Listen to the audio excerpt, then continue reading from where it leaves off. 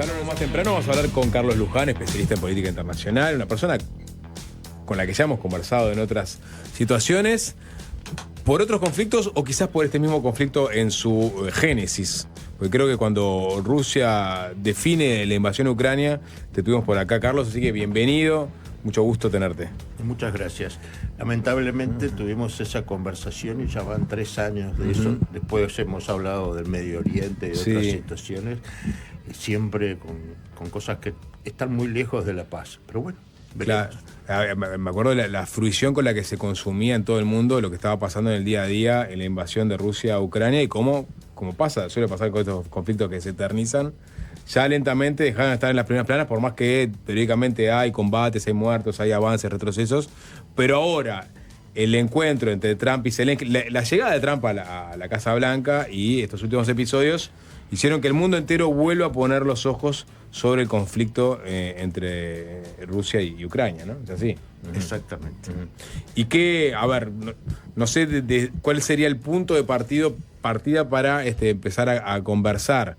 Si es el momento en que Trump gana las elecciones y cómo repercute directamente eso en el conflicto, o es el momento en que Trump junto con Vance someten a Zelensky en esta conferencia que va a pasar a la historia. ¿Cuándo crees vos que empieza a girar o a tomar otro rumbo este conflicto?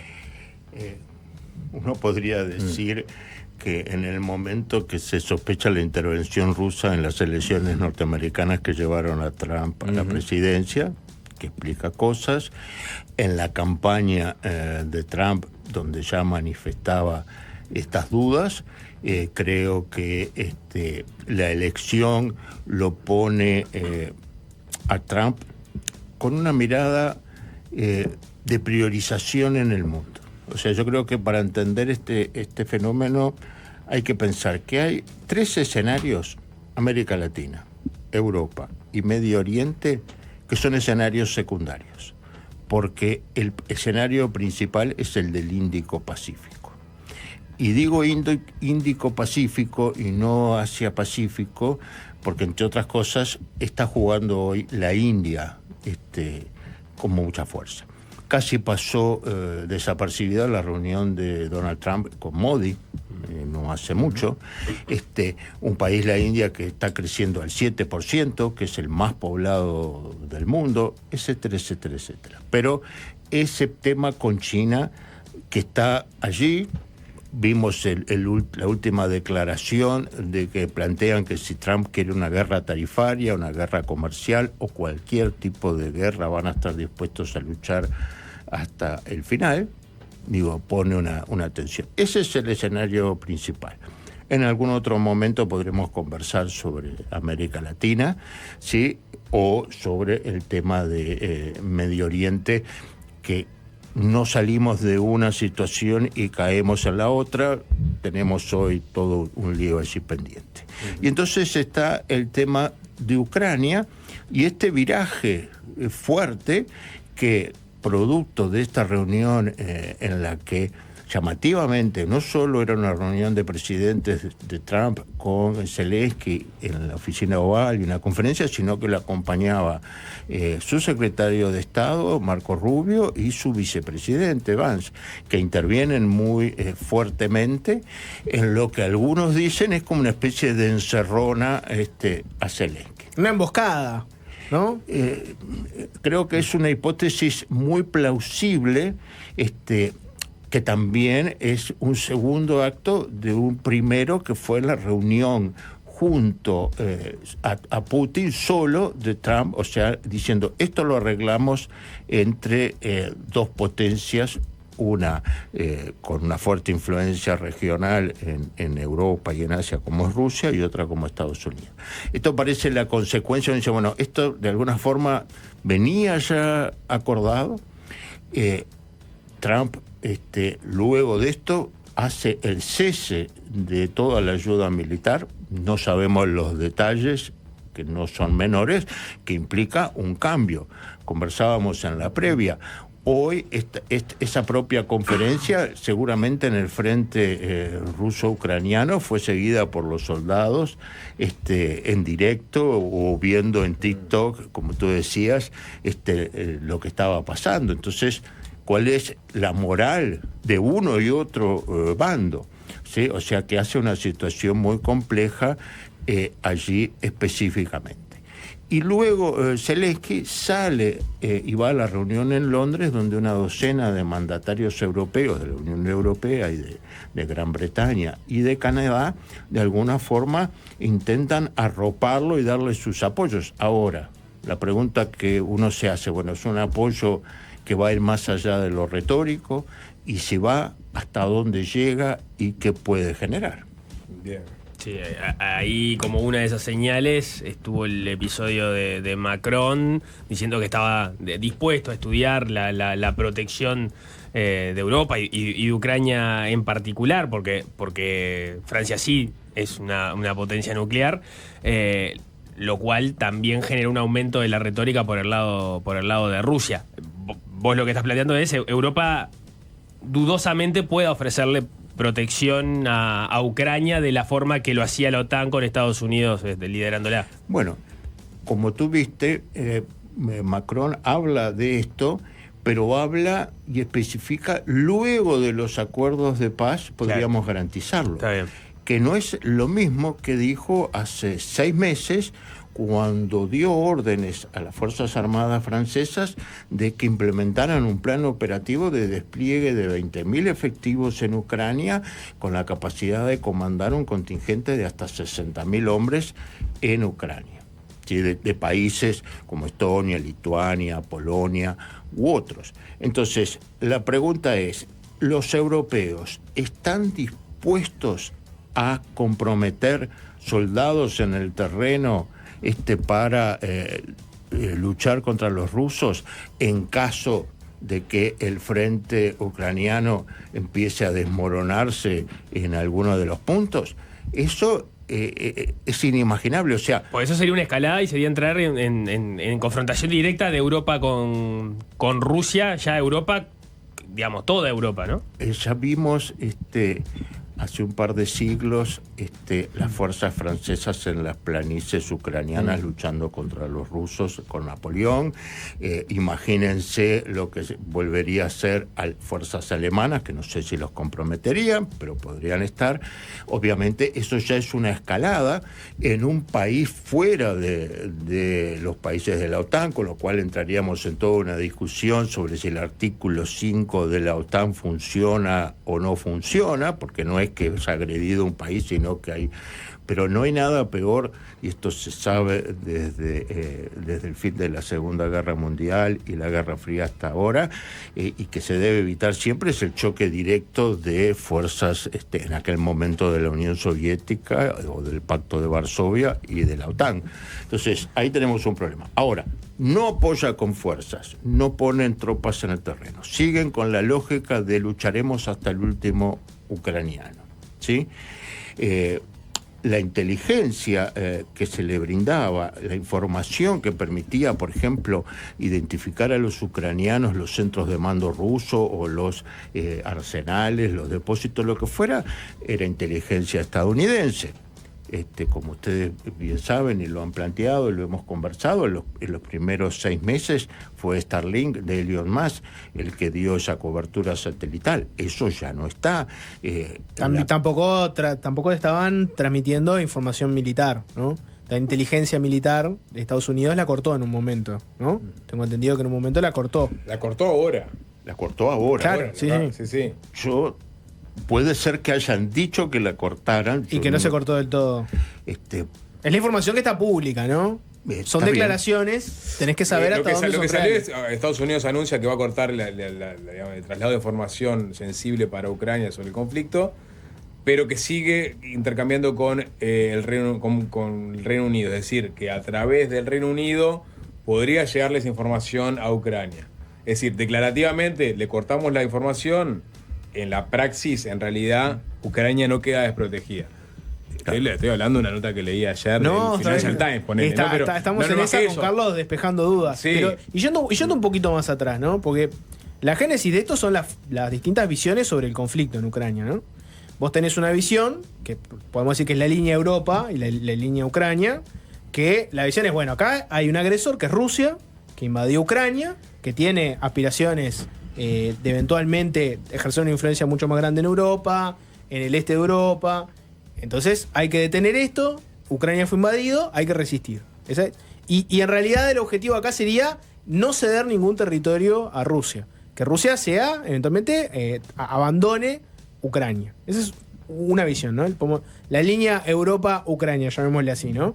Pero después hay otra línea, que no sé hasta dónde la comparten Rusia y ahora el gobierno de Donald Trump, que lo que plantea es, bueno, es verdad que acá podemos discutir sobre si Rusia es un agresor o no, en fin, pero acá hay un tema que es, la OTAN está aumentando su influencia, eventualmente algunos quieren incorporar a Ucrania en la OTAN, puede ser coquetear con la Tercera Guerra Mundial. Rusia ha sido firme varias veces en decir no más países que sean limítrofes a Rusia, que pertenezcan a la OTAN, no más instalaciones militares como misiles de largo alcance que puedan alcanzar a Rusia.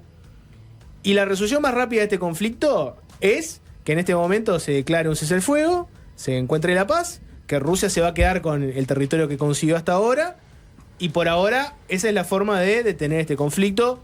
Rusia no se va a expandir más en Europa, que se quede hasta donde llegó ahora, ¿no?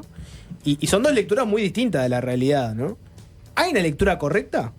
¿Una lectura está equivocada y la otra lectura es cierta? Mira, yo creo que esa es una lectura distinta sobre las causas. Ahora, el problema es la situación actual y cómo la resolvemos. Y para empezar, ¿sí? ¿Rusia se contenta con el 20% del territorio? O sea, ¿Europa está en condiciones de llevar a una victoria a Ucrania que permita recuperar ese 20% del territorio o incluso Crimea? Entonces uno podría preguntarse, ¿Rusia puede haber acordado con Estados Unidos llegar a una paz que implique la consolidación de esta situación? No se logra ese acuerdo, Rusia continúa en la guerra, ¿y por qué no conquistar Odessa? ¿Por qué no quedarse con toda la costa sobre el Mar Negro? ¿Sí? Frente a una situación donde 20%, 30% en términos de legitimidad es lo mismo. Pero quiero señalar que lo que tú decís es muy relevante en un mundo que hace 3 años daba por sentado que la legitimidad de los actores era clave, de que vivíamos en un orden liberal donde romper las reglas tenía costos, ¿sí? Y que cuando en los principios de los 90 Irak conquistó Kuwait, porque digo, hay gente que dice, no, esto no pasa de la Segunda Guerra Mundial. No, tuvimos en los 90 la conquista de todo Kuwait, no del 20%. ¿Qué es lo que pasó? Hubo una coalición encabezada por Estados Unidos, con Gran Bretaña, etcétera, etcétera, que vino, ¿sí? Y liberó a Kuwait de las fuerzas iraquíes. O sea, había habido anexiones, pero habían fracasado. Y la idea es que todo intento de anexionar y de conquistar territorios estaba condenado al fracaso. Ahora, la gran diferencia entre Irak y Rusia es que Rusia tiene 5.500 misiles nucleares. Irak no tiene ninguno. Ucrania tenía 2.500 como herencia de la Unión Soviética. En los 90 los devolvió. Entonces, toda esta discusión...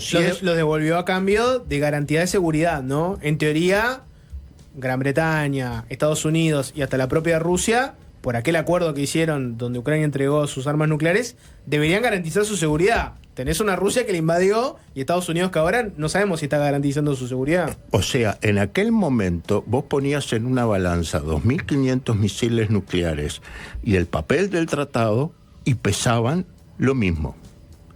Hoy hay quien dice que los tratados pesan, ¿sí? O valen a lo sumo el papel en los que se escriben. ¿Sí? Puede ser que sea así, puede que no sea así, pero no solo lo vemos en términos militares. Me desvío un minutito. Estados Unidos tiene un tratado de libre comercio con Canadá y con México. Tenía uno, Trump lo hizo revisar, presionó supuestamente en función de sus intereses, y ahora está colocando aranceles en un tratado de libre comercio. Sí, bueno, si vos definís que no acatás los mandatos de la Organización Mundial de Comercio, si definís que ese pacto tácito de no agresión en realidad es maleable, estás jugando con reglas nuevas. ¿Trump está jugando con reglas nuevas o no? A ver, pero con la Organización Mundial de Comercio, la heredera del GATT, una de las cosas que funcionaba muy bien era el panel, ¿sí?, de apelaciones sobre las controversias. Ya en la época de Trump y durante Biden, no, el mexicano que estaba en el panel, el primero que se terminó y que había que nombrar uno nuevo, no nombraron. Y así sucesivamente. Entonces el panel no funciona. O sea, la OMC hoy está bloqueada. O sea, no es que en la época anterior a Trump se cumplían todos los acuerdos y ahora se violan todos. Ok, pero son estados que pactan, ¿no? O que firman tratados, sí, que tienen que ceder a sus mandatarios, ¿no? Esa cosa se daba por sentada. A ver, en este mismo lugar, recordá, hace 3 años discutíamos si cuando Rusia decía que había hecho una operación militar especial, ¿era una operación militar especial o era una invasión? A ver, hoy me parece que nadie duda de que es una invasión, pero Rusia todavía en aquel momento tenía el prurito de vestir como una operación militar especial y decir, yo no estoy violando el derecho internacional, estoy defendiendo las poblaciones rusófilas, etcétera, etcétera. La discusión sobre la legitimidad era importante todavía. Era importante. Si violaba, si eso iba a generar sanciones. Eso hoy parece que se ha quebrado, ¿no? Ahora, volviendo a la posición de Trump, ¿qué es lo que puede estar buscando con esto? Vos empezaste hablando de, digamos, el frente principal es el Índico y el Pacífico, entonces estos son en realidad frentes secundarios y lo que quiere hacer es cerrar rápido esto, en todo caso recuperar algo del dinero que ha puesto en el apoyo a Ucrania, o en realidad hay algo más de fondo también porque Putin puede tener una mirada y llegar a ser un aliado en el nuevo reordenamiento al que va el mundo. Bueno, esa es la versión virtuosa, no la que dice esto es un vínculo espurio entre Putin y Trump, y los manuales de geopolítica te dicen que lo último que tenés que hacer es lanzar a una potencia nuclear como Rusia, que tiene más misiles, como 200 misiles más, pero paridad con Estados Unidos, en los brazos de China, en una relación asimétrica, a su vez, donde China es el polo más fuerte.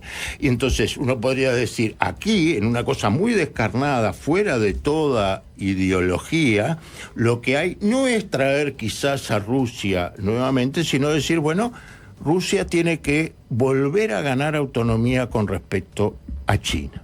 Porque toda esta guerra lo puso en una situación de dependencia. Cuando Corea del Norte le envía 2 millones de piezas de artillería, si no lo hace, no lo puede hacer sin el consentimiento chino. ¿Por qué? Porque las municiones rusas no alcanzaban. Cuando varias empresas chinas exportan a terceros países de Asia Central, ex repúblicas soviéticas o a la propia Rusia, productos de doble utilización civil y militar, está recibiendo apoyo, ¿sí? Cuando le compran el petróleo o el gas a precios muy baratos, pero se lo compran, está recibiendo apoyo.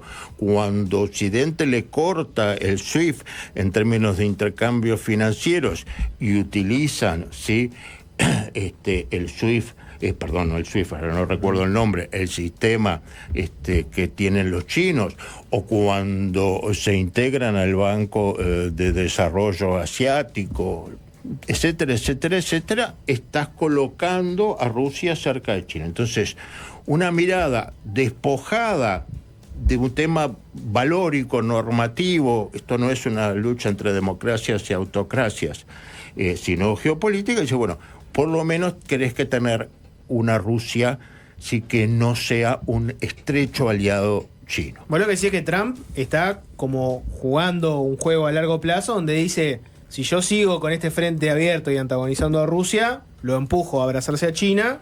China es mi mayor enemigo en este momento. Mejor aflojo la cincha con Rusia para no quedarme después con un polo que sea China y Rusia contra mí. Sería algo así.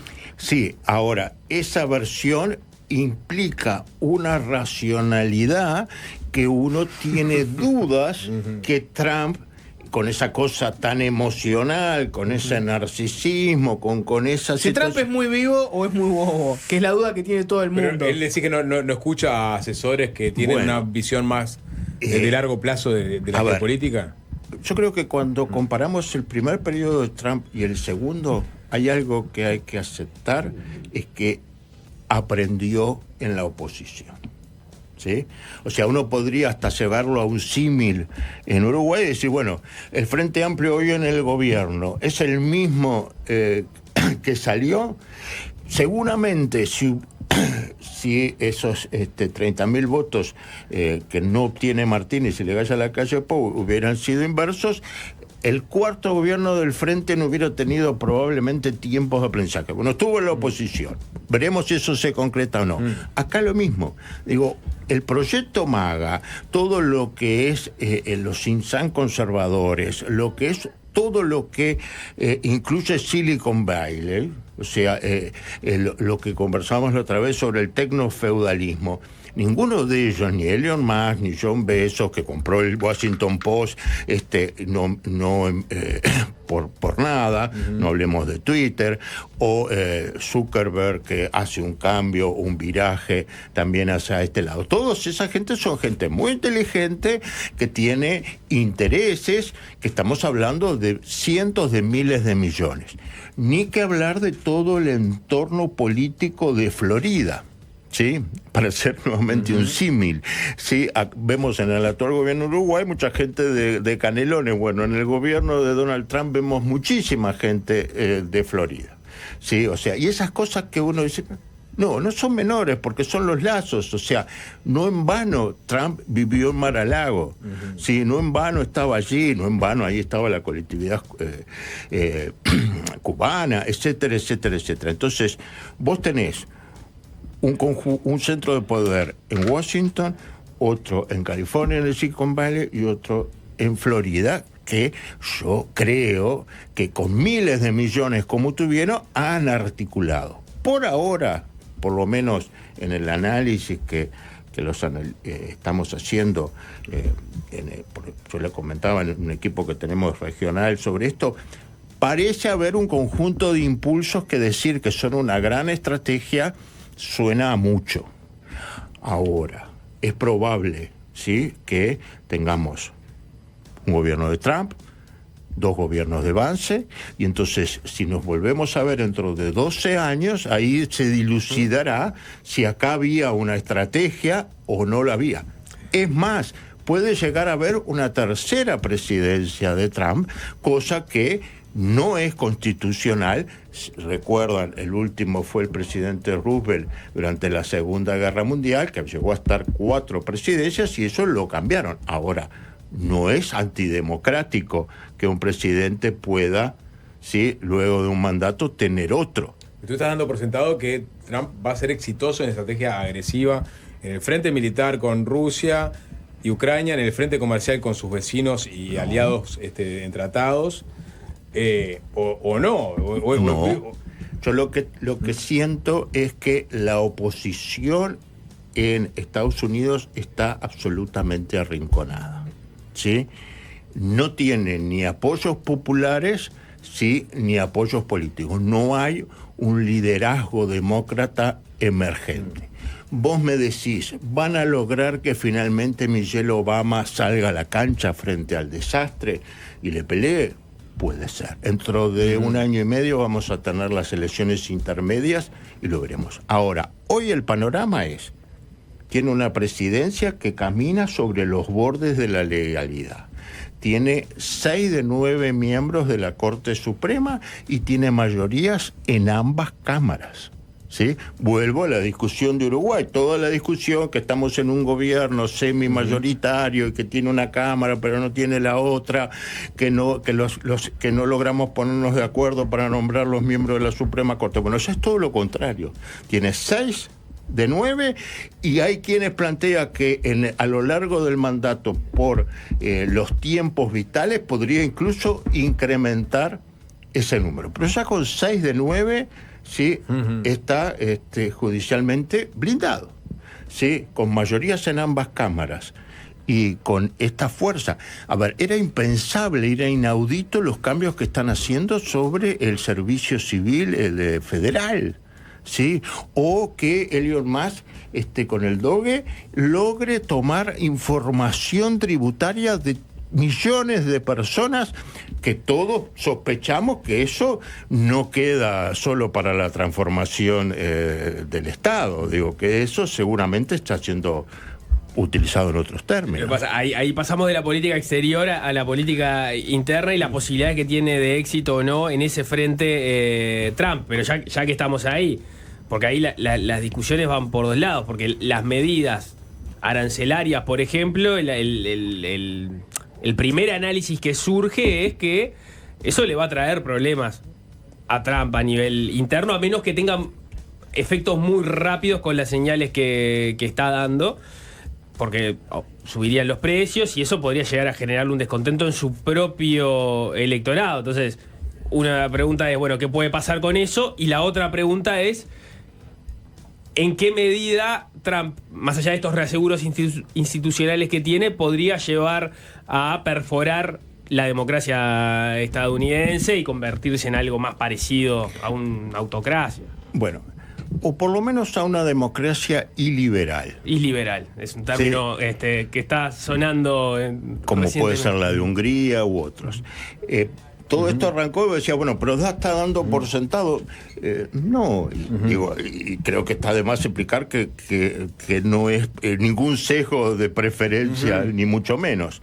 Ahora, vos tenés toda una situación donde también nos asombramos del primer año de Milei en la Argentina, cómo la gente esperó, ¿sí? Y vos veías gente que estaba en situaciones de una paupérrimas y sin embargo esperaba, ¿sí? Cristina Fernández de Kirchner dijo el otro día, bueno, se terminó la luna de miel. Ahora, estamos hablando de más de un año. Entonces, ¿hasta dónde este tipo de estructuras que controlan las redes sociales, como decía, que van... ustedes lo conocen muy bien, toda la situación hoy escandalosa en el Washington Post, con Beso diciendo los dos pilares son la libertad personal y la libertad de mercado, y el que se aparte de esto... La editorial no va a reflejar otras ideas que no tenemos. Sí, y ya sabemos lo que significa, porque uno dice, no, yo estoy de acuerdo con la libertad. No, pero estamos hablando del ideal libertario. O sea, tenés un periódico que yo leía, que era como una especie de cosa de que vos decías, acá hay un foco de luz, hasta tengo una remera que dice sobre la democracia y la oscuridad y todo eso, y bueno, descubrimos que las empresas de comunicación, a veces los dueños tienen incidencia, a veces no y a veces sí. Ni que hablar de X y el impacto que tiene todo eso. Y yo agregaría algo más, y es la preocupante incidencia sobre las Fuerzas Armadas de Trump, ¿sí? Descabezó las Fuerzas Armadas, ¿sí? Ellos tienen generales de 1, 2, 3, 4, 5 estrellas, y está proponiendo para el jefe del Estado Mayor, que es el que coordina todas las fuerzas, a un general de 3 estrellas. ¿Sí? O sea, pasándole por encima lo habitual, que es los generales de 4 estrellas. Que incumple incluso algunas condiciones establecidas, como el que esté en actividad, que es un general retirado, que volvería a la actividad, que obviamente es claramente un trumpista, ¿sí? Todos recordamos las acciones cuando estuvo en la primera presidencia, donde el general a cargo de esto dijo, no, hasta acá llegamos. Las Fuerzas Armadas estadounidenses en la represión a los movimientos sociales, no. Retiraron las fotos del Pentágono. Sí, o sea, esto que nosotros vimos aquí con retirar las fotos de generales vinculados a la dictadura aquí o en Argentina, en otro lado, en Estados Unidos lo hicieron con un general de la democracia. ¿Sí? Es muy, una anécdota pequeña, es que la retiraron como comandante del Estado Mayor, pero quedó una foto de cuando fue jefe, no sé de qué cosa en el Pentágono, o sea, había 2 fotos y quedó una. ¿Sí? Limpiaron todo lo que hace a los que controlan la justicia militar en Estados Unidos. Recordando que a diferencia de aquí, la justicia militar en Estados Unidos actúa sobre todo tipo de delitos de los militares, sean los estrictamente vinculados a lo militar como los comunes también. Exactamente. Que eran los que dan, en definitiva, las pautas de lo que se puede hacer o no hacer en las operaciones. Bueno, eso lo han limpiado. ¿Qué va a pasar con eso? Van a intervenir, por ejemplo, en los asuntos internos. Hoy están colaborando en el apresar a migrantes ilegales. Mañana puede ser que pasemos de operaciones contra los carteles de la droga en México que llevaba durante la administración Biden la CIA en secreto, no vamos a decir nada, a acciones directas con México. Sí, hay escenarios distópicos, por ejemplo, indultó a cabezas de estos grupos cuasi paramilitares que se manifestaron y tomaron el Congreso en su momento. También cambió la cabeza del FBI, ¿no? Que era un organismo muy criticado por los republicanos trampistas, que entienden que capaz que hasta debería ser abolido. Sí. Pero sí, tenés en la CIA una leal a carta cabal. Y ahí vamos a lo que preguntabas, Nicolás, sobre este proceso de desmocratización, que yo no me atrevería a catalogarlo de autoritarismo, pero a ver, lo que pasa es que uno mira las cosas del 6 de enero y recuerda aquel tipo de vestido de indio y todas esas historias, y parecía como una cosa ridícula, ¿no? O sea, esto no puede ser, esto ni en una república bananera se da un golpe así. Ahora, capaz que salió de control y todo, pero muestra un conjunto de tendencias preocupantes, o parlamentos estaduales que ven interrumpidos sus sesiones por milicias armadas que ingresan a los mismos. O sea, y una sociedad muy polarizada, donde las encuestas dan que el 34% de los norteamericanos cree que si es necesario resolver las diferencias por la vía armada, lo harían. ¿Sí? En una sociedad, obviamente, donde hay sectores que no están simétricamente distribuidos, mucho más en los partidarios de Trump, armados hasta los dientes, ¿no? Entonces, creo que ahí tenemos la dimensión interméstica de vínculo entre la política nacional y la política internacional muy fuerte. Sí, o sea, toda la discusión anterior sobre la política internacional no se puede hacer sin olvidando que muchas de las acciones tienen mucho que ver con la política interna. Por supuesto, esto que conversábamos, parar muchas de las acciones sobre Canadá y México, porque eso tiene impacto sobre la inflación o sobre la población y generan presiones, es posible. Que mañana las empresas militares les digan, pero esto de parar la ayuda a Ucrania no sé, es un problema.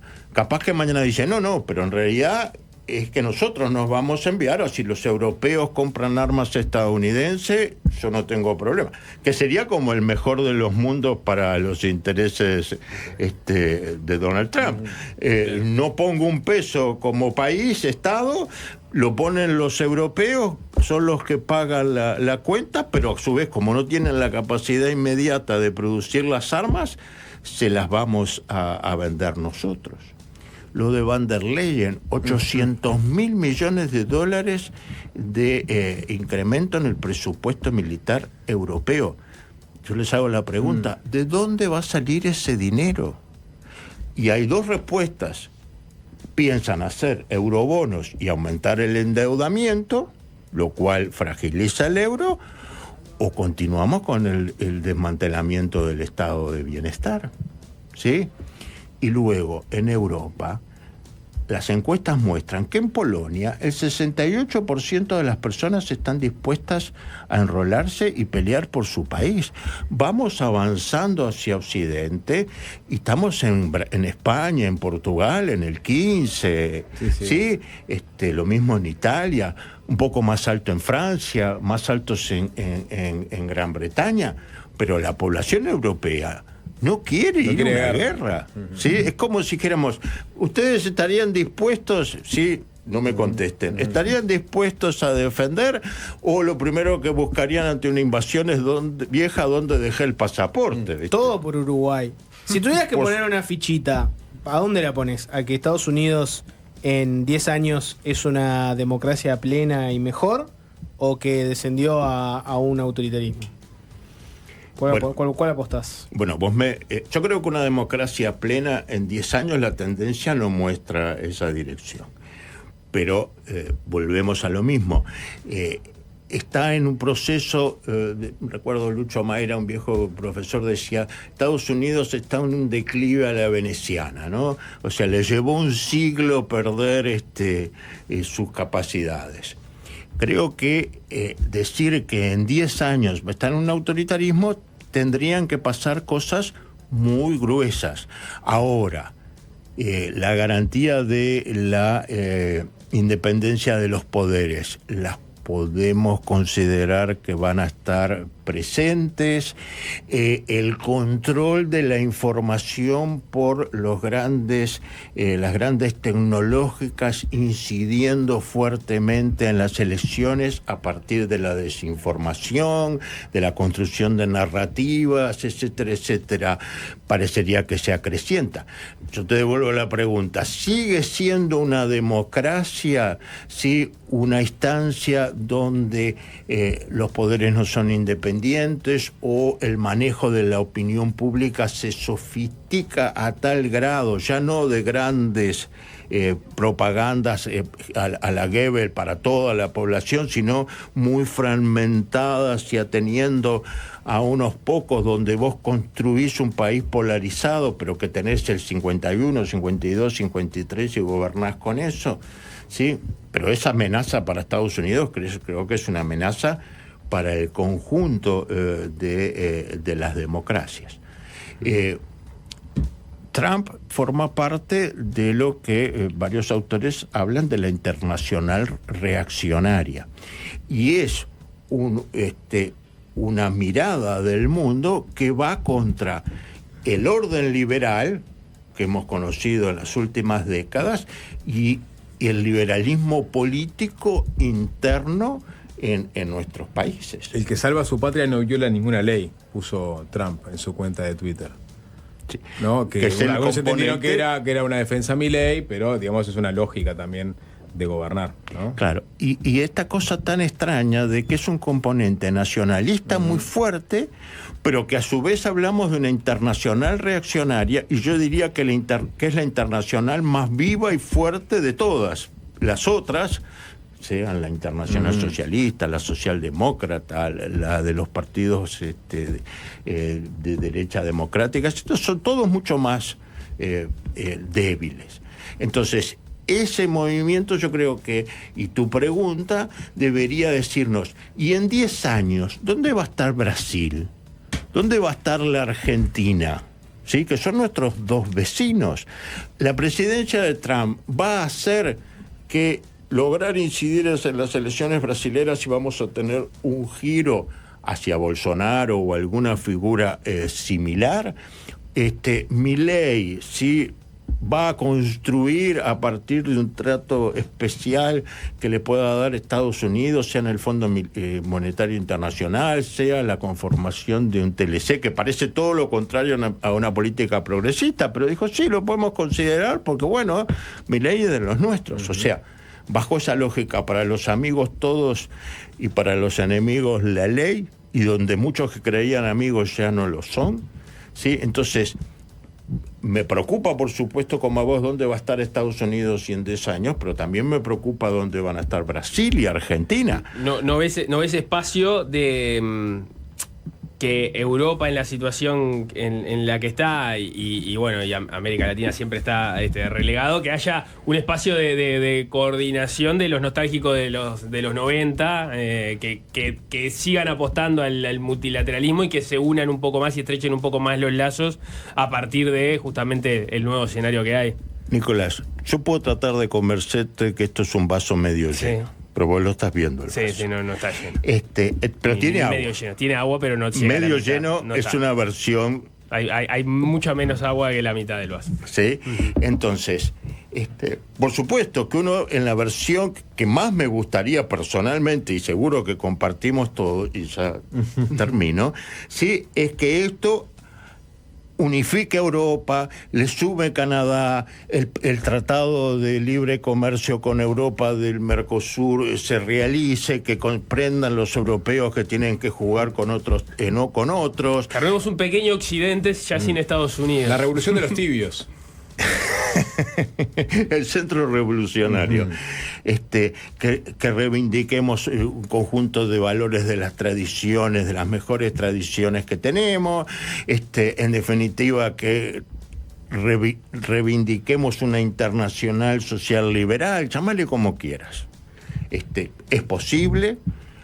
El problema es que creo, por ejemplo, que en América Latina o hay un esbozo de unión, si no es de toda, de una parte, que te permita cierta resistencia, o el impulso agarrado uno por uno, va a ser muy difícil. A ver, esto lo descubrieron los romanos con el divide y vencerás, o sea, no estamos hablando de nada nuevo. Los europeos tratan de unirse, Canadá se suma, pero bueno, la prueba de 9 la tienen, bueno, van a sostener la parada y lograr apoyar a Ucrania. Capaz que lo logran, bienvenido sea. Capaz que logran incrementar en 800.000 millones su presupuesto y no destruir el estado de bienestar. Capaz que tenemos liderazgos democráticos que digan en Alemania, Alternativa por Alemania no debería ser una opción viable. Pero vimos a Elon Musk, pero sobre todo me preocupa a Vance, interviniendo en las elecciones alemanas. O sea, cosa que era impensable que el vicepresidente de Estados Unidos se pronunciara por un candidato alemán, y que los alemanes deberían haber puesto el grito en el cielo. Digo, ¿cómo va a En la Guerra Fría lo intervenir? hacían de forma más cinematográfica, ¿no? Las intervenciones en otros países. Sí, pero no así. No, claro, por eso estamos en una nueva era, claramente. Yo creo que Mucho más estamos, explícita, me parece. sí, yo creo que estamos en un interreño. Sí, yo insisto en esto, como decía Gramsci, donde lo viejo no acaba de morir, lo nuevo no acaba de nacer y aparecen las formas mórbidas. Sí, y no tengo que dar ningún nombre de cuáles son las formas mórbidas preferidas por uno, pero no solo una. Bien. Si se eterniza este conflicto entre Rusia y Ucrania, te volveremos a convocar, si no será con otro conflicto o evento O la mundial. paz. O algo No, positivo, exacto. Sapo, cuando se firme la paz. Olvídate, Exactamente. Nunca la paz convence a nadie. Cuando se firme la paz, Sapo. ¿Por qué sos pesimista? Y bueno, Cuando se firme la paz en Ucrania, cuando tengamos Claro. el respeto de los derechos Exacto. humanos en Medio Oriente, digo, Sí. cuando Está China- solucionada la crisis alimentaria mundial. Cuando Bien. pasen alguna de esas cosas, lo podemos llamar también. nos vemos en la Puerta de San Pedro. Carlos Luján, muchas gracias. Muchísimas gracias, Carlos. Es fácil desviarse.